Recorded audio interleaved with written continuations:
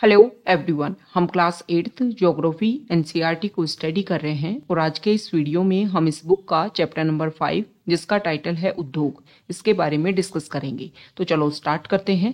Chapter को start किया है एक बेसिक एग्जाम्पल के साथ में और हमें ये बताने की कोशिश की है, जिसके बारे में हमने लास्ट चैप्टर में भी स्टडी किया था, कि हमें जो कच्चा माल प्राप्त होता है उसको एक उत्पाद में परिवर्तित करने की जो प्रक्रिया है उसमें एक लंबा प्रोसीजर हमें फेस करना पड़ता है और उसमें मुख्य रूप से 3 प्रकार की क्रियाएं होती हैं। जो प्राथमिक रूप की जो क्रियाएं होती हैं उसके बारे में चैप्टर नंबर 4 में हमने डिस्कस कर लिया और इस चैप्टर में हम डिस्कस करेंगे द्वितीयक प्रकार की जो क्रियाएं होती है किसी भी उत्पाद को बनाने के लिए। और उसी को समझाने के लिए एक बेसिक एग्जाम्पल हमें यहाँ दिया हुआ है कि जिन अभ्यास पुस्तिकाओं मतलब जिन रजिस्टर का हम यूज करते हैं डेली बेसिस पर लिखने के लिए, उनको बनाने के लिए हमें एक लंबा प्रोसीजर फेस करना पड़ता है। कोई भी रजिस्टर अगर आपको बनाना है तो सबसे पहले उसकी शुरुआत जो है वृक्ष से होती है। सबसे पहले पेड़ों को काटा जाता है, काटे हुए पेड़ों को लुगदी मिल तक ले जाया जाता है, वहां वृक्षों की जो लकड़ी है उनको संसाधित करके काष्ठ लुगदी में परिवर्तित किया जाता है। काष्ठ लुगदी को रासायनिक द्रव्य के साथ मिलाया जाता है और अंततः मशीनों के द्वारा कागज के रूप में परिवर्तित किया जाता है। यह कागज प्रेस में जाता है जहां रसायनों से निर्मित स्याही का इस्तेमाल पृष्ठों पर रेखाएं छापने में किया जाता है और इसके बाद में पृष्ठों को अभ्यास पुस्तिका के रूप में बांधकर पैक करके बिक्री के लिए बाजार में भेज दिया जाता है। अंत में ये हम सबके हाथों में ये रजिस्टर जो है पहुंचते हैं। मतलब जो दूसरी क्रियाएं हैं, दूसरे प्रकार की जो भी क्रियाएं यूज की जाती हैं किसी भी उत्पाद को बनाने के लिए, उन सभी का मतलब उद्योग जो क्षेत्र है उसके बारे में इस चैप्टर में हम डिस्कस करेंगे। द्वितीयक क्रियाकलाप या विनिर्माण में कच्चे माल को लोगों के लिए अधिक मूल्य के उत्पादों के रूप में परिवर्तित किया जाता है। जैसा कि आप सभी ने देखा कि लुगदी कागज के रूप में और कागज अभ्यास पुस्तिका के रूप में, ये विनिर्माण प्रक्रिया के 2 चरणों को प्रदर्शित करते हैं। अब जो उद्योग है उनका संबंध आर्थिक गतिविधि से है, जो कि वस्तुओं के उत्पादन, खनिजों के निष्कर्षण अथवा सेवाओं की व्यवस्था से संबंधित है। इस प्रकार लोहा और इस्पात उद्योग वस्तुओं के उत्पादन से संबंधित है। कोयला खनन उद्योग कोयले को धरती से निकालने से संबंधित है और पर्यटन जो है वो सेवा देने से संबंधित उद्योग है। अब हम बात करेंगे उद्योगों के वर्गीकरण की, कि उद्योगों को हम किस तरीके से अलग अलग भागों में बांट सकते हैं। उद्योगों का वर्गीकरण कच्चा माल, आकार और स्वामित्व के आधार पर किया जाता है। सबसे पहले बात कर लेते हैं कि कच्चे माल के बेसिस पर किस तरीके से उद्योगों को अलग अलग प्रकार डिसाइड किया जाता है। कच्चे माल के उपयोग के आधार पर उद्योग कृषि आधारित, खनिज आधारित और समुद्र आधारित और वन आधारित हो सकते हैं। देखो, सबसे पहले बात करेंगे कि कृषि आधारित उद्योग कौन से होते हैं। तो कच्चे माल के रूप में अगर वनस्पति और जंतु आधारित उत्पादों का हम उपयोग करते हैं तो खाद्य संसाधन, वनस्पति तेल, सूती वस्त्र, डेयरी उत्पाद, चर्म उद्योग, ये कृषि आधारित उद्योगों के उदाहरण हैं। मतलब जिनमें आपने कच्चे माल का जो यूज किया किसी भी उद्योग क्षेत्र में, और जो कच्चा माल है या तो आपने वनस्पतियों से मतलब पेड़ पौधों से प्राप्त किया या जंतुओं से प्राप्त किया, तो वो जो है वो कृषि आधारित उद्योग हो गया। नेक्स्ट बात करते हैं खनिज आधारित उद्योग के बारे में।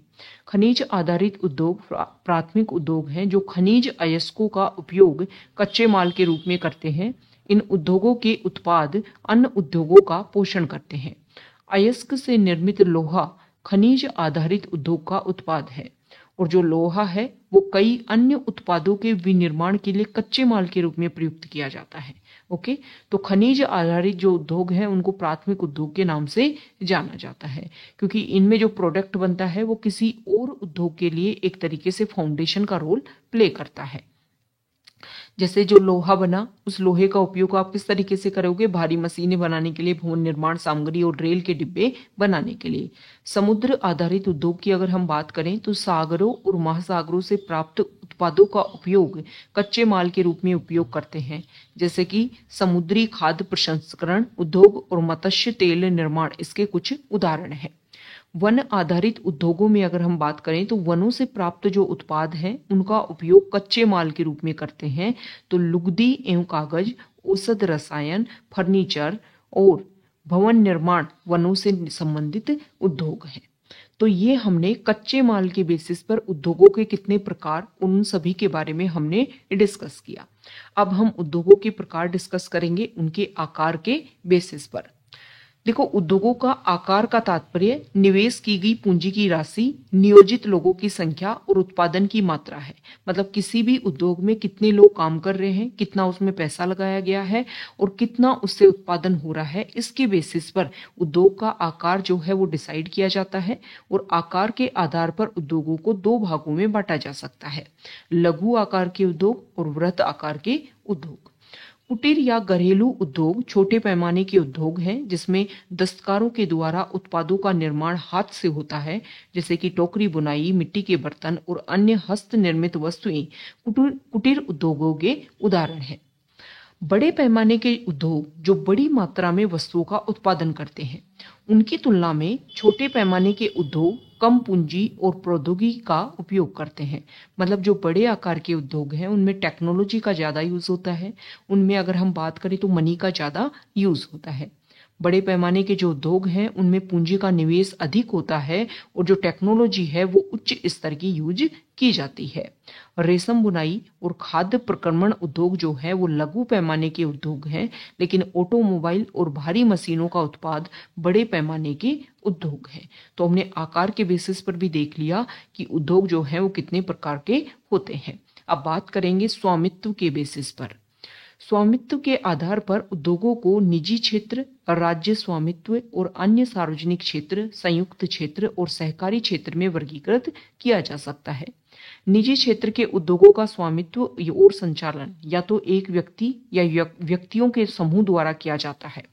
सार्वजनिक क्षेत्र के उद्योगों का स्वामित्व और संचालन सरकार द्वारा होता है, जैसे कि हिंदुस्तान एरोनॉटिक्स लिमिटेड और steel authority of India limited. संयुक्त क्षेत्र के जो उद्योग हैं उनका स्वामित्व और संचालन राज्य और व्यक्तियों अथवा व्यक्तियों के समूह द्वारा होता है। मारुति उद्योग लिमिटेड जो है वो संयुक्त क्षेत्र के उद्योग का एक उदाहरण है। सहकारी क्षेत्र के उद्योगों का स्वामित्व और संचालन कच्चे माल के उत्पादकों या पूर्तिकारों, कामगारों अथवा दोनों द्वारा होता है। मतलब किसी भी उद्योग में काम करने वाले मिलकर के अपने लेवल पर एक कॉर्पोरेशन बनाए, उसको बोलते हैं सहकारी क्षेत्र के उद्योग, और मिल करके इस तरीके का कोई बिजनेस स्टार्ट करें। आनंद मिल्क यूनियन लिमिटेड और सुधा डेयरी सहकारी उपक्रम के उत्तम उदाहरण है। अब कोई भी जो उद्योग है उसको कौन कौन से कारक प्रभावित करते हैं जिसके बेसिस पर उद्योग जो है वो फ्लोरिश हो पाता है, अच्छे से अपने आप को बढ़ा सकता है, या फिर उसमें घाटा देखने को या कुछ कमी देखने को मिल सकती है। तो उद्योगों की अवस्थिति को प्रभावित करने वाले जो मुख्य कारक हैं उनके नेम यहाँ पर बता रखे हैं। कच्चा माल, विद्युत, भूमि, परिवहन, संचार, श्रम, पूंजी, बाजार और जल। अब वे कारक जो उद्योगों की अवस्थिति को प्रभावित करते हैं, जैसे कि कच्चे माल की उपलब्धता, भूमि, जल, श्रम, शक्ति, पूंजी, परिवहन और बाजार हैं। उद्योग उन्हीं स्थानों पर केंद्रित होते हैं जहां इनमें से कुछ या ये सभी कारक आसानी से उपलब्ध होते हैं। मतलब जिन जगह पर ये सारे कारक जो है आसानी से उपलब्ध अगर हो जाएं तो वहां पर उद्योग जो है वो आसानी से एस्टेब्लिश कर दिए जाते हैं। कभी कभी सरकार कम दाम पर विद्युत उपलब्धता, कम परिवहन लागत, अन्य अवसंरचना जैसे प्रोत्साहन प्रदान करती है। मतलब बहुत सारे राज्य हम देखते हैं कि बहुत सारे राज्य अपने यहाँ पर या देश जो है वो निवेश को बढ़ाने के लिए कोशिश करते हैं कि कम लागत पर जो है वो उद्योग हमारे यहाँ पर स्टार्ट हो सके, ताकि ज्यादा से ज्यादा लोगों को रोजगार दिया जा सके। तो सरकार इस तरीके से प्रोत्साहित प्रदान करती है ताकि पिछड़े क्षेत्रों में भी उद्योग जो है वो स्थापित किए जा सके। औद्योगिकरण से प्राय नगरों और शहरों का विकास एवं वृद्धि होती है। अब बात कर रहे हैं औद्योगिक तंत्र की। देखो, औद्योगिक तंत्र में निवेश, प्रक्रम और निर्गत शामिल है। निवेश में जो है वो कच्चा माल, श्रम और भूमि की लागत, जल की उपलब्धता, परिवहन, विद्युत और अन्य अवसंरचना शामिल है।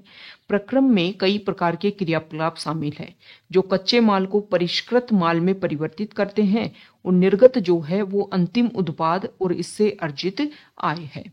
सूती वस्त्र उद्योग के संदर्भ में कपास, मानव श्रम, कारखाना और परिवहन लागत निवेश हो सकते हैं। ओके, तो यहाँ पर अलग अलग उद्योग के बारे में बताया गया है कि कौन से उद्योग में क्या निवेश होता है, क्या प्रक्रम होता है और क्या निर्गत होता है। तो यहाँ पर सूती वस्त्र उद्योग का एग्जाम्पल लिया है कि इसमें ये तो निवेश होना चाहिए, सूती वस्त्र उद्योग अगर आपको बनाना है, एस्टेब्लिश करना है, तो आपके पास कपास हो, लोग काम करने के लिए हों, कारखाने हों और परिवहन की लागत जो है ये निवेश में आएगी। फिर प्रक्रम में मतलब प्रोसीजर जो बनेगा उसमें ओटाई, कटाई, बुनाई, रंगाई और छपाई, ये हमारी जो साइंस की जो बुक है ना उसमें अच्छे से आपको बता रखा है कि रेशे से वस्त्र का उत्पादन जो है वो किस तरीके से देखने को मिलता है।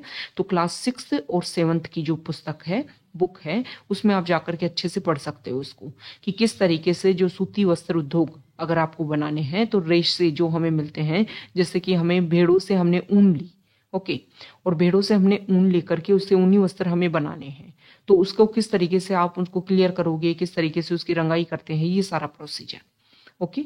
तो कमीज जो आप पहनते हैं वह एक उत्पादन है, मतलब ये तो प्रोडक्ट हो गया। इस मतलब आपने जो कपड़े पहन रखे हैं वो एक प्रोडक्ट है। इस प्रोडक्ट को बनाने में क्या क्या प्रोसीजर होता है, वो सारा चीजें जो है वो सूती वस्त्र उद्योग के लिए शामिल है। तो औद्योगिक तंत्र की हमने बात की, अब बात कर लेते हैं औद्योगिक प्रदेश की।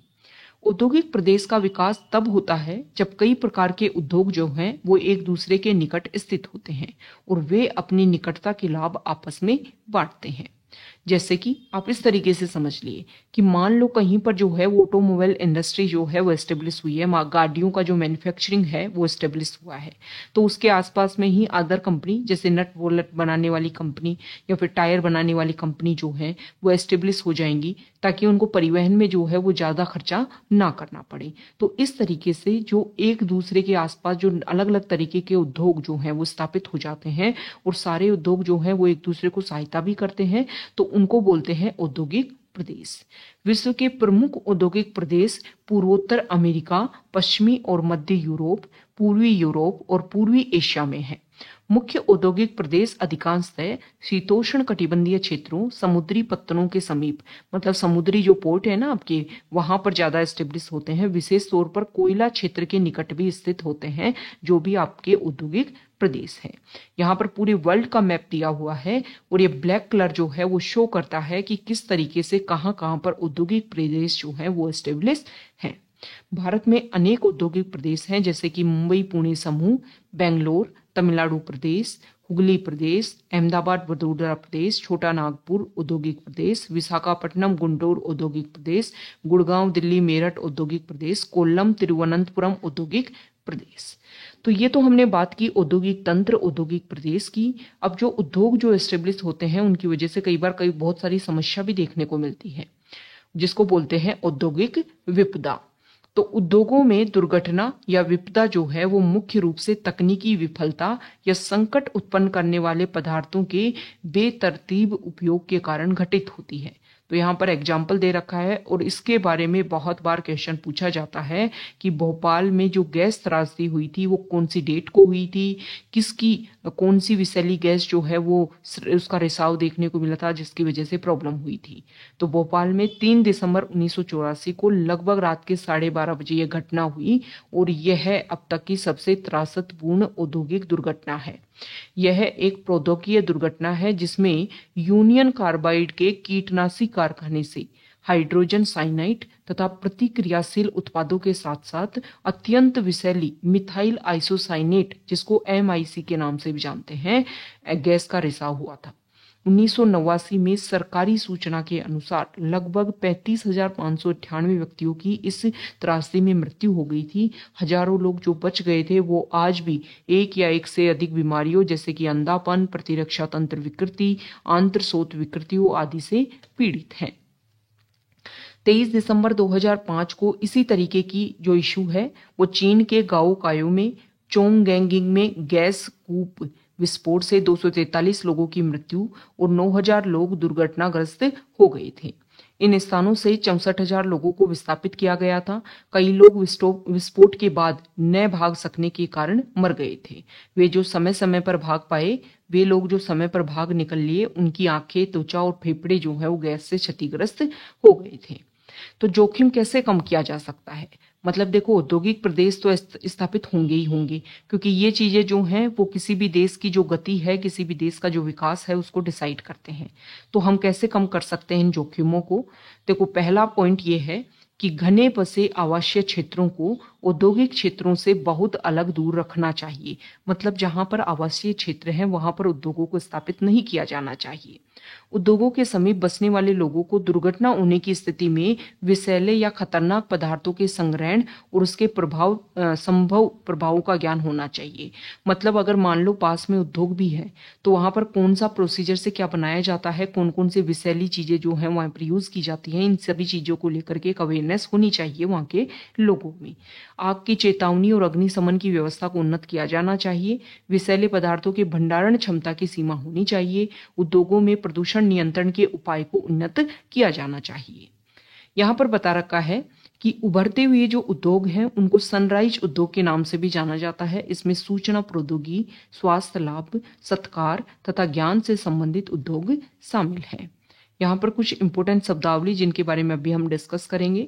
तो कुछ इंपोर्टेंट उद्योगों का यहाँ पर बातें बताई हुई है कि विश्व के प्रमुख उद्योग लोहा इस्पात उद्योग, सूती वस्त्र उद्योग और सूचना प्रौद्योगिकी उद्योग है। लोहा इस्पात उद्योग जो है और वस्त्र उद्योग जो है वो काफी पुराने उद्योग हैं, जबकि सूचना प्रौद्योगिकी उद्योग एक नया उभरता उद्योग है। वे देश जिसमें लोहा इस्पात उद्योग अवस्थित है जर्मनी, संयुक्त राज्य अमेरिका, चीन, जापान और रूस हैं। वस्त्र उद्योग भारत, हांगकांग, दक्षिण कोरिया, जापान और ताइवान में संकेंद्रित है। सूचना प्रौद्योगिकी उद्योग के मुख्य केंद्र मध्यवर्ती कैलिफोर्निया की सिलिकॉन घाटी और भारत का बेंगलुरु प्रदेश है। तो आपको पता होना चाहिए कि कौन से उद्योग के लिए कौन से जो एरिया है वो सबसे ज्यादा फेमस माने जाते हैं। बात कर लेंगे सबसे पहले लोहा इस्पात उद्योग की। अन्य उद्योगों की तरह लोहा इस्पात उद्योग में भी बहुत सा निवेश, प्रक्रम और निर्गत शामिल है। यह एक पोषक उद्योग है जिससे जो उत्पाद निकलता है वो अन्य उद्योगों के लिए कच्चे माल के रूप में प्रयुक्त होता है। कोई भी उद्योग जो है उसमें निवेश में श्रम, पूंजी, स्थान और अन्य अवसंरचना के साथ साथ लौह अयस्क, कोयला, चूना पत्थर कच्चे माल के रूप में सम्मिलित है। लौह अयस्क से इस्पात निर्माण की प्रक्रिया में कई चरण शामिल हैं। कच्चे माल को झोंका भट्टी में रखा जाता है जहां पर उसको प्रगलित किया जाता है। अभी प्रगलित क्या होता है? प्रगलन एक ऐसी प्रक्रिया है जिसमें धातुओं को उसके अयस्कों द्वारा गलनांक विद्युत से अधिक तपाकर निष्कर्षित किया जाता है। तो इसमें जो लोह अयस्क है उसको एक भट्टी में रखा जाएगा, वहां पर उसको प्रगलित किया जाएगा, इसके बाद उसको परिशोधित किया जाता है। प्राप्त उत्पाद इस्पात होता है जो अन्य उद्योगों में कच्चे माल के रूप में प्रयुक्त किया जा सकता है। इस्पात जो है कड़ा होता है, इसे आसानी से काटा और आकार दिया जा सकता है अथवा इससे तार बनाए जा सकते हैं। एल्यूमिनियम, निकल, तांबा जैसी अन्य धातुओं को थोड़ी थोड़ी मात्रा में इस्पात में मिला करके इसकी मिश्र धातुएं बनाई जाती हैं और मिश्र धातु जो है इस्पात को असामान्य कठोरता, दृढ़ता और जंग प्रतिरोधक क्षमता प्रदान करती है। ओके, तो यहाँ पर बता रखा है कि 1 टन इस्पात अगर हमें बनाना है तो ये सारी चीजें जो हैं वो हमें कच्चे माल के रूप में चाहिए। और इसमें जो इस्पात हमें मिला उसमें और अन्य चीजें मिला करके आप और भी बेहतरीन संरचना जो है बना सकते हो। तो यहाँ पर लौह अयस्क को प्रगलन करने की जो झोंका भट्टी है उसके बारे में यहाँ पर बता रखा है कि किस तरीके से इस्पात जो है वो बनाया जाता है। इस्पात जो है वो प्राय आधुनिक उद्योगों का मेरुदंड कहलाता है। लगभग सारी वस्तुएं जिनका हम उपभोग करते हैं वे या तो लोहा या इस्पात से बने हैं अथवा इन धातुओं से निर्मित औजारों और मशीनों से बने हैं। पोत, रेलगाड़ी, ट्रक, ऑटो अधिकांश इस्पात से बने हैं और यहाँ तक कि सेफ्टी पिन, सुइयां जिनका हम उपयोग करते हैं वो भी इस्पात से बनती हैं। तेल कूप इस्पात से बनी मशीनों से वेदित किए जाते हैं। इस्पात की पाइपलाइन से तेल परिवहित किया जाता है। खनिजों का खनन इस्पात के उपकरणों से होता है। कृषि के यंत्र प्राय इस्पात से बनते हैं। विशाल भवनों का ढांचा इस्पात का बनाया जाता है। 1800 ईस्वी के पूर्व इस्पात उद्योग कहाँ स्थित थे? वहां स्थित थे जहां कच्चा माल, विद्युत आपूर्ति और बहता जल आसानी से उपलब्ध थे। बाद में उद्योग के लिए आदर्श स्थिति कोयला क्षेत्र के समीप नहरों और रेलवे के निकट थी। यहाँ पर बता रखा है, यहाँ पर बता भी रखा है कि देखो 1850 से 1950 की जो सर्वोत्तम स्थिति है कि जहां पर, और 1800 से पहले जहां पर बहता हुआ जल जो है वो आपको अवेलेबल हो जाए और जहां पर कच्चा माल आपको मिल जाए, विद्युत आपूर्ति हो जाए, वहां पर जो है वो उद्योग धंधे होते थे। फिर 1850 से 1950 में वो क्षेत्र होने लगे जहां पर कोयला जो है आपको इजीली मिल जाए और नहरों और रेलवे के निकट की, मतलब रेलवे से आप सामान को पहुंचा दो और जो नहर है वहां से पानी की अवेलेबिलिटी हो जाए। 1950 के बाद में लोहा और इस्पात उद्योग जो है वो समुद्र के किनारे वाले क्षेत्रों, मतलब जहां पर आपके इम्पोर्टेंट जो बंदरगाह है वहां पर सपाट भूमि के विशाल क्षेत्रों में केंद्रित होने शुरू हुए। ऐसा इसलिए हुआ क्योंकि इस्पात निर्माण का कार्य इस समय तक बहुत विशाल हो गया और लौह अयस्क विदेशों से आयात करना पड़ता था। ओके, तो पहले तो हमारे यहाँ पर जो कच्चा माल था उसका यूज किया, फिर हमने बंदरगाहों के पास इसलिए स्थापित किए जो कच्चे माल के रूप में लोहा जो है वो हम बाहर से मंगवाते हैं, इसलिए ज्यादा जो है जितना ज्यादा आप बंदरगाह वाले एरिया से दूर में एस्टेब्लिश करोगे वहां पर कच्चे माल को पहुंचाने के लिए आपको बहुत ज्यादा खर्चा करना पड़ता है। तो भारत में लोहा इस्पात उद्योग, कच्चा माल, सस्ते श्रमिक, परिवहन और बाजार। ओके, तो यहाँ पर पूरे विश्व में कौन कौन से प्रमुख लोहा इस्पात उत्पादन के क्षेत्र हैं उनके बारे में यहाँ पर बता रखा है। तो भारत में ये सारी चीजों की वजह से जो लोहा इस्पात उद्योग है वो काफी ज्यादा विकसित हुआ। सभी महत्वपूर्ण इस्पात उत्पादक केंद्र जैसे भिलाई, दुर्गापुर, बर्नपुर, जमशेदपुर, राउरकेला, बोकारो एक ही प्रदेश में स्थित है जो 4 राज्यों में फैले हैं। वे 4 राज्य हैं पश्चिम बंगाल, झारखंड, उड़ीसा, छत्तीसगढ़। भद्रावती और विजयनगर कर्नाटक में, विशाखापट्टनम आंध्र प्रदेश में, सलेम तमिलनाडु में अन्य महत्वपूर्ण इस्पात के केंद्र हैं जो स्थानीय संसाधनों का उपयोग कर रहे हैं। अब बात करेंगे जमशेदपुर की। तो 1947 से पूर्व भारत में केवल एक इस्पात का कारखाना था, Tata iron and steel company limited, TISCO. यह निजी स्वामित्व में था, मतलब निजी कंपनी ने इसको एस्टेब्लिश किया था। स्वतंत्रता के बाद सरकार ने यह कार्य अपने हाथ में ले लिया और बहुत से लोहा इस्पात संयंत्र स्थापित किए। झारखंड में स्वर्णरेखा और खरकई नदियों के संगम के समीप साकची में सन 1907 में टिस्को की शुरुआत की गई थी। बाद में साकची का नाम बदलकर जमशेदपुर रखा गया। भौगोलिक रूप से जमशेदपुर देश में लोहा इस्पात केंद्र के रूप में सर्वाधिक सुविधाजनक स्थान पर है। ओके, तो यहाँ पर बता रखा है कि जमशेदपुर जो है वो किस तरीके से, ये खरकाई नदी है, ये स्वर्णरेखा नदी है, उन दोनों के संगम स्तर पर इसको बनाया गया था। साकची को कई कारण से इस्पात संयंत्र स्थापित करने के लिए चुना गया। यह स्थान जो है वो बंगाल नागपुर रेल मार्ग पर काली माटी स्टेशन से मात्र 32 किलोमीटर की दूरी पर था। मतलब देखो, कोई भी जो स्थान है उसको चुनने के लिए कनेक्टिविटी देखी जाती थी, कच्चे माल की जो अवेलेबिलिटी है वो देखी जाती है। यह स्थान लोह अयस्क, कोयला और मैग्नीज निक्षेपों के साथ साथ कोलकाता के निकट भी था, जहां विशाल बाजार उपलब्ध था। टिस्को को झरिया कोयला क्षेत्रों से कोयला, उड़ीसा और छत्तीसगढ़ से लोहा अयस्क, चूना पत्थर, डोलोमाइट और मैग्नीज प्राप्त होता था। खरकई और स्वर्णरेखा नदियों से पर्याप्त जल की आपूर्ति होती है। सरकारी प्रोत्साहनों से इसे पर्याप्त पूंजी भी उपलब्ध हुई। जमशेदपुर में टिस्को की स्थापना के बाद में कई अन्य औद्योगिक संयंत्र स्थापित किए गए, जिसमें रसायन, इंजनों के पुर्जे, कृषि उपकरण, मशीनें, टिन की चादरें, केबल और तार का उत्पादन किया जाता है।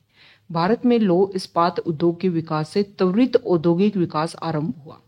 भारतीय उद्योग के लगभग सभी क्षेत्र अधिकांशतः अपने आधारभूत अवसंरचना के लिए लोहा इस्पात उद्योग पर निर्भर है। भारतीय लौह इस्पात उद्योग में वृहद समकालित इस्पात संयंत्रों के साथ साथ लघु इस्पात मिल भी शामिल है, जिसमें द्वितीयक उत्पादक, रोलिंग मिल और सहायक उद्योग भी शामिल है। आप सिंपल लैंग्वेज में ये समझिए कि जो भी उद्योग है उसमें जो कच्चा माल होना चाहिए, कनेक्टिविटी, परिवहन के साधन होने चाहिए, आसानी से आपको कम सस्ते श्रम जो है वो उपलब्ध हो जाए। और दूसरा, अगर हम देखें तो दूसरे अदर देशों से अगर आपकी कनेक्टिविटी है, वहां से आप कच्चा माल लेते हो तो वहां से भी आपको इजीली जो है वो कच्चे माल की उपलब्धता हो सके। तो इस तरीके से जमशेदपुर को स्थापित किया गया था। अब बात करते हैं पूरे वर्ल्ड में पिट्सबर्ग की। तो संयुक्त राज्य अमेरिका का एक महत्वपूर्ण इस्पात नगर है। पिट्सबर्ग के इस्पात उद्योग को स्थानीय सुविधाएं उपलब्ध है। कच्चा माल जैसे कोयला जो है वो पिट्सबर्ग में ही उपलब्ध है, जबकि लोह अयस्क जो है वो मिनेसोटा की लोहे की खानों से प्राप्त होता है, जो पिट्सबर्ग के से लगभग 1500 किलोमीटर दूर है। इन खानों और पिट्सबर्ग के बीच में नौ परिवहन, मतलब नदियों का जो है, जिसमें ग्रेट लेक्स वाला यूएस और कनाडा के बीच में जो 5 इंपोर्टेंट लेक्स है उनके थ्रू जो है वो परिवहन का उपयोग किया जाता है। तो इन खानों और पिट्सबर्ग के बीच नौ परिवहन का सर्वोत्तम मार्ग ग्रेट लेक्स जलमार्ग आता है। यह अयस्क से के नौ परिवहन हेतु सस्ता मार्ग है, क्योंकि आप सभी को पता है कि जल जो है उससे काफी कम खर्चा आता है जल मार्ग से, किसी भी सामान को भेजने में। ग्रेट लेक से पिट्सबर्ग क्षेत्र तक लो अयस्क रेलगाड़ियों से लाया जाता है। ओहियो, मोनोगहेला और एल्गनी नदियों से पर्याप्त जल प्राप्त होता है। ओके, तो हमने देखा कि पिट्सबर्ग जो है वो भी, वहां पर भी पानी की उपलब्धता, कच्चे माल की उपलब्धता और परिवहन, ये रीजन है जिसकी वजह से पिट्सबर्ग में इस्पात उद्योग स्थापित हो पाया। आज पिट्सबर्ग में बहुत कम बड़ी इस्पात मिल हैं। ये मिल पिट्सबर्ग के ऊपर मोनोगहेला और एल्गनी नदी की घाटियों में और पिट्सबर्ग के नीचे ओहियो नदी के सहारे स्थित हैं। परिष्कृत इस्पात स्थल और जल दोनों मार्गों द्वारा बाजार में भेजा जाता है। पिट्सबर्ग क्षेत्र में इस्पात मिलों के अतिरिक्त कई अन्य कारखाने हैं और ये रेल पटरी उपकरण, भारी मशीनों के उत्पादन में इस्पात का प्रयोग कच्चे माल के रूप में करते हैं। तो यहाँ पर ग्रेट लेक्स के बारे में बताया है। सुपीरियर, ह्यूरोन, ओंटेरियो, मिशिगन और ईरी, ये 5 लेक हैं, झील हैं। इन 5 झीलों में सुपीरियर झील जो है वो सबसे बड़ी है, जो अन्य की तुलना में उच्च उदर प्रवाह पर स्थित है। आपको ये बताना है कि मैंने आपको बताया कि यूएस और कनाडा, इन दोनों के बीच में ये 5 लेक जो हैं स्थापित हैं। आपको ये बताना है कि इनमें से कौन सी ऐसी लेक है जो कम्प्लीटली यूएस में लोकेटेड है। उसका नाम आप कमेंट बॉक्स में बताओगे। आप अपने एटलस में जाकर के इनको व्यू करोगे। इनके जो नेम है वो आपको ध्यान में होने चाहिए। बाएं से दाएं, दाएं से बाएं, इनका जो भी लोकेशन है वो आपको पता होनी चाहिए। देखो, हमने बात की इस्पात उद्योग की। इस्पात उद्योग जो है वो बहुत सारे उद्योगों के लिए कच्चा माल भी प्रोवाइड करवाता है। अब बात करेंगे सूती वस्त्र उद्योग की।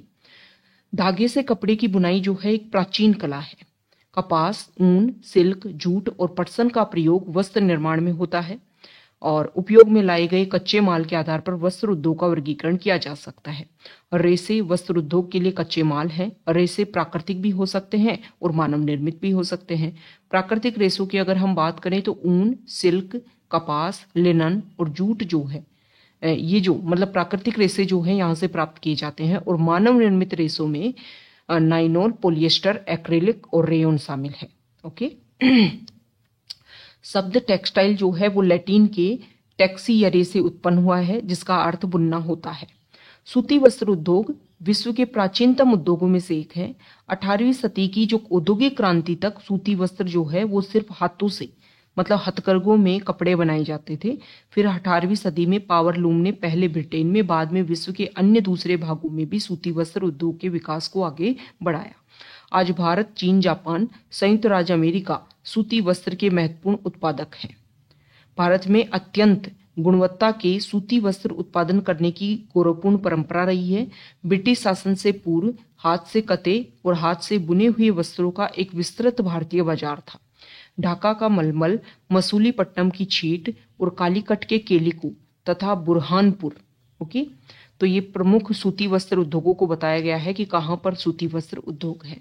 सूरत और वडोदरा के सुनहरी जरी के काम वाले सूती वस्त्र गुणवत्ता और डिजाइन के लिए विश्वविख्यात थे, लेकिन हाथ से बने होने के कारण सूती वस्त्र जो है वो बहुत ज़्यादा उसका महंगा उत्पादन होता था, बनने में बहुत ज़्यादा समय लगता था। इसलिए परंपरागत सूती वस्त्र उद्योग पश्चिम के नए वस्त्र मिलों से प्रतिस्पर्धा नहीं कर सके, क्योंकि देखो जब चीज़ें बल्क में बनेंगी तो वो सस्ती होंगी, और सस्ती भी थी और अच्छी गुणवत्ता वाले वस्त्रों का निर्माण जो है वो औद्योगिक यूनिट में फिर होने लगा। हमारे देश में प्रथम वस्त्र उद्योग 1818 ईस्वी में कोलकाता के समीप फोर्ट गैलेस्टर में स्थापित हुआ, लेकिन कुछ समय बाद ये बंद हो गया था। पहली सफल यंत्रीकृत वस्त्र मिल मुंबई में 1854 में स्थापित की गई। कोष्ण आर्द्र जलवायु, मशीन आयात के लिए पत्तन, कच्चे माल की उपलब्धता, दक्ष श्रमिक इस प्रदेश में उद्योग के द्रुत फैलाव में सहायक रहा। मतलब बहुत तेजी से ये जो सूती वस्त्र उद्योग है वो फैल गया। प्रारंभ में यह उद्योग महाराष्ट्र और गुजरात राज्य में अनुकूल आर्द्र जलवायु के कारण पनपा। ओके, तो शुरुआत में महाराष्ट्र और गुजरात में ये जो सूती वस्त्र उद्योग है वो यहाँ की आर्द्र जलवायु के कारण काफी ज्यादा फ्लोरिश हुआ, लेकिन वर्तमान में आर्द्रता कृत्रिम रूप से उत्पन्न की जा सकती है और कच्ची कपास जो है शुद्ध होती है एवं वस्त्र उत्पादन प्रक्रिया में इसका वजन कम नहीं होता, इसलिए उद्योग भारत के विभिन्न भागों में फैल गया है।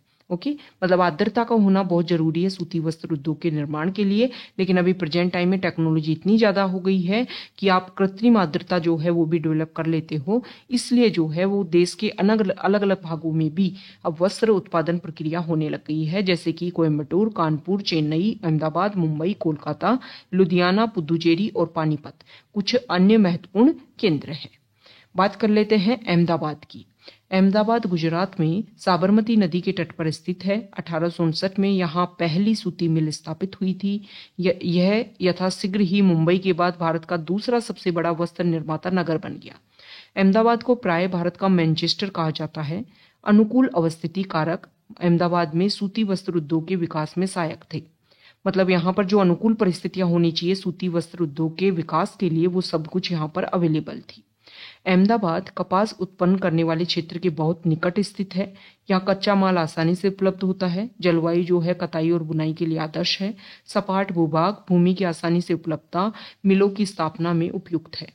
गुजरात और महाराष्ट्र राज्य की घनी आबादी इस उद्योग को कुशल और अर्धकुशल श्रमिक उपलब्ध कराते हैं। सुविकसित सड़कें और रेल मार्गों का जाल सूती वस्त्र को देश के विभिन्न भागों में आसानी से पहुंचाने में मदद करता है। इस तरह इसकी बाजार तक सरल पहुंच उपलब्ध है। नजदीक में मुंबई पत्तन इसे मशीनों का आयात करने, सूती वस्त्र के निर्यात की सुविधा प्रदान करता है। मतलब कच्चा माल आसानी से, परिस्थितियां अनुकूल, श्रम जो है सस्ता मिल गया, आसानी से आप बाहर पहुंचा सकते हो, पोर्ट की सुविधा हो गई। तो ये चीजें जो हैं वो क्या करेगा, फ्लोरिश ही करेगा किसी भी उद्योग क्षेत्र को। परंतु हाल के वर्षों में अहमदाबाद की सूती मिलों की कुछ समस्याएं हैं। बहुत सी वस्त्र मिल जो हैं वो बंद हो चुके हैं। देश में नए वस्त्र केंद्रों का विकास और अहमदाबाद की मिलों में मशीन प्रौद्योगिकी का नवीकरण न होना इसका प्रमुख कारण है।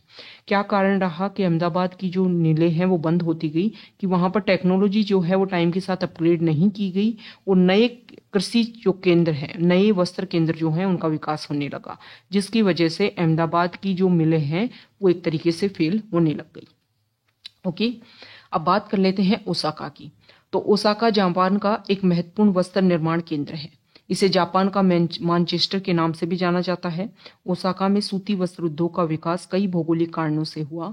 ओसाका के चारों ओर का विस्तृत मैदान सूती वस्त्र मिलों के विकास के लिए आसानी से भूमि की उपलब्धता सुनिश्चित करता है। कोष्ण आर्द्र जलवायु कताई और बुनाई के लिए बहुत ही उपयुक्त है। योडो नदी मिलों के लिए पर्याप्त जल उपलब्ध कराती है। श्रमिक आसानी से उपलब्ध हो जाते हैं। पत्तन की अवस्थिति कच्चे कपास को आयात करने, वस्त्रों के निर्यात की सुविधा उपलब्ध कराती है। ओसाका का वस्त्र उद्योग जो है वो पूर्णतः आयातित कच्चे माल के ऊपर निर्भर है। कपास जो है वो मिस्र, भारत, चीन, यूएसए से आयात की जाती है। परिष्कृत उत्पाद आयात अधिकांश निर्यात किया जाता है। उच्च गुणवत्ता और कम मूल्य की वजह से उसका एक अच्छा बाजार है। यद्यपि देश का एक महत्वपूर्ण उद्योग है, लेकिन हाल ही में ओसाका के जो सूती वस्त्र उद्योग का स्थान अन्य उद्योग जैसे कि लोह इस्पात, मशीनरी, जहाजरानी, ऑटोमोबाइल, विद्युत उपकरण और सीमेंट उद्योग जो हैं वो लेते जा रहे हैं। तो ये हमने चैप्टर नंबर 5 जिसमें हमने उद्योग क्षेत्र के बारे में डिस्कस किया। सूती वस्त्र उद्योग, इस्पात उद्योग, वो किसी भी क्षेत्र में अगर स्थापित हो रहे हैं तो उनके लिए क्या बेसिक चीजें होनी चाहिए, तब जाकर के वो वहां पर विकसित हो सकते हैं। इन सभी के बारे में हमने बेसिक बातें डिस्कस की। उद्योग जो है वो किन किन के बेसिस पर, स्वामित्व के बेसिस पर, आकार के बेसिस पर, जो कच्चा माल है उसके बेसिस पर किस किस प्रकार के होते हैं उद्योग, उन सभी के बारे में हमने यहाँ पर डिस्कस किया है। तो अगर आप यहाँ तक आए हैं, वीडियो आपको अच्छा लगा है तो प्लीज़ वीडियो को लाइक कीजिए, शेयर कीजिए और चैनल को सब्सक्राइब कीजिए। हमने इंग्लिश मीडियम जो हमारी एनसीईआरटी है वो भी अवेलेबल करवा रखी है। आप जाकर के हमारे चैनल पर विजिट कर सकते हो और जो भी इम्पोर्टेंट बुक्स हैं उनको रीड कर सकते हो। Okay, thank you.